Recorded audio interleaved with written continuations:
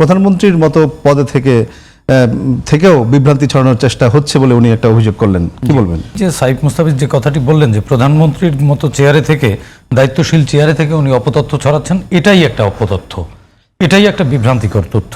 প্রধানমন্ত্রী কি বলেছেন যে একটি মহল গুজব ছড়াচ্ছে না, সামাজিক যোগাযোগ মাধ্যমে ঢুকলেই তো দেখা যায়, তাই না? কিছুদিন আগে ছড়ালো কি, মাননীয় প্রধানমন্ত্রী এবং ওনার কন্যা ব্যারিস্টার জাইমা রহমানকে নিয়ে অপতথ্য কারা ছড়িয়েছিল? সেই অপরাধে একজনকে গ্রেপ্তার করা হয়েছিল প্রধানমন্ত্রীর উদারতায় বা হস্তক্ষেপের কারণে, তাকে তো মুক্তিও দেয়া হয়েছিল।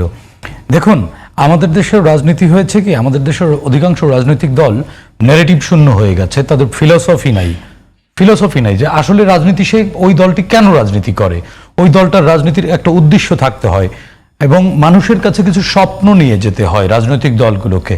মানুষকে স্বপ্ন দেখানোই কিন্তু রাজনৈতিক দলের কাজ।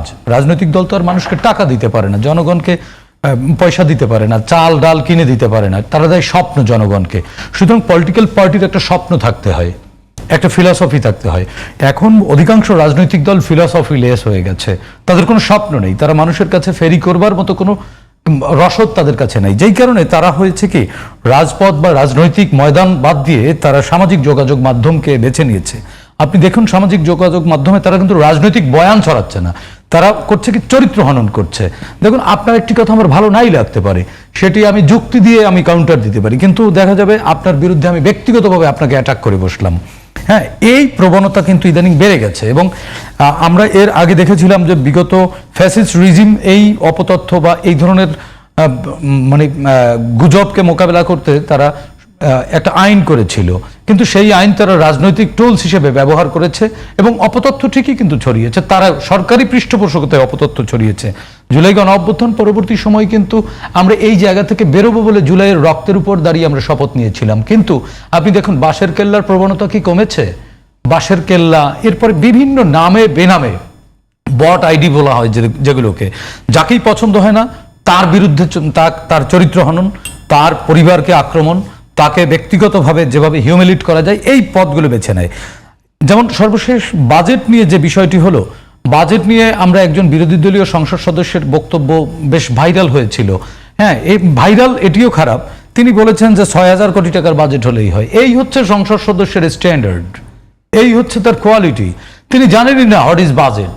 তো যে জানেই না বাজেট, সে বাজেটের আলোচনাই বা কি করবে, সমালোচনাই বা কি করবে? সুতরাং এবং এনসিপি একটি ছায়া বাজেট প্রকাশ করেছে, এটি অবশ্যই সাধুবাদ জানাই আমি।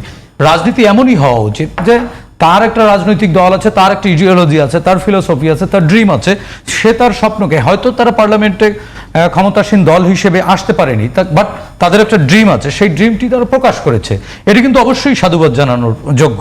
কিন্তু দেখুন, পাশাপাশি আরেকটি জিনিস, বিরোধী দল বাজেটের বিরোধিতা করছে, এটি জনবিচ্ছিন্ন বাজেট, এটি হচ্ছে কিছু বামপন্থী রাজনৈতিক দলের নেচার আছে, যা হোক ভাই আমার এটা, আমি তো বাম, আমার এটা বিরোধিতা করতে হবে।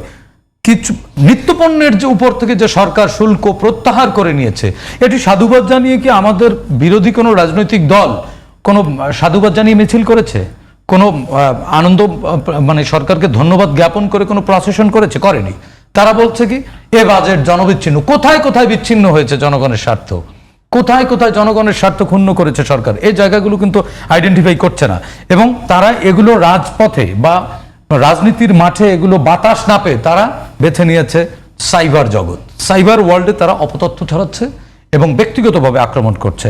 হ্যাঁ, আপনারা এনসিপি যেমন করেছে একটা ছায়া বাজেট, হ্যাঁ ওই বাজেটের সমালোচনা থাকতে পারে, ওই বাজেটেরও সমালোচনা করুক, ওই বাজেটেরও সমালোচনা আমরা করব, কিন্তু সাইফ মুস্তাফিজকে ব্যক্তিগতভাবে আক্রমণ করার তো কোনো দরকার নেই যে সাইফ মুস্তাফিজ মদ খেয়ে রাস্তায় পড়ে আছে। এটা আমি ফেসবুকে লেখা মানে কি, এটা হচ্ছে গুজব, এগুলো হচ্ছে অপতথ্য এবং এগুলো হচ্ছে সন্ত্রাস, এগুলো সাইবার সন্ত্রাস, এগুলো অবশ্যই মোকাবেলা করা উচিত। নতুন যে সরকার এসেছে, এই দীর্ঘ 17 বছরের দুঃশাসনের পর আমাদের অনেক প্রত্যাশার একটি সরকার, এনসিপিরও কিন্তু প্রত্যাশিত সরকার এটি, জামাতেরও কিন্তু প্রত্যাশিত সরকার এটি, কারণ সব মানুষগুলো কিন্তু মজলুম। এখন সরকারে যারা আছে, যারা বিরোধী দলে আছে, সবাই কিন্তু মজলুম। কেউ ফিরেছে ফাঁসির মঞ্চ থেকে, কেউ ফিরেছে কন্ডেম সেল থেকে, কেউ ফিরেছে আয়নাঘর থেকে, কেউ ফিরেছে ধান খেতে পালিয়ে থাকা অবস্থার থেকে সংসদে এসেছে। তাদের আচার আচরণ, কথাবার্তা, তাদের সভ্যতা, শিষ্টাচার দেখে আপনার সেটা মনে হয় যে এত টর্চার এরা, মনে হয় না যে চর্বি জমে গেছে শরীরে নানান জায়গায়? এই জিনিসগুলো থেকে আমাদের বেরিয়ে আসতে হবে। সমালোচনা অবশ্যই করতে হবে। গণতন্ত্রের মূল কাজটি হচ্ছে প্রশ্ন করা। ক্ষমতাকে যদি আমি প্রশ্ন করতে না পারি তাহলে আমি সেটিকে প্রাতিষ্ঠানিক গণতন্ত্র বলতে পারবো না। কিন্তু প্রশ্ন করতে হবে শিষ্টাচার এবং শালীনতার মধ্যে বুঝতে থেকে। পেরেছি জনাব সাইদ খান।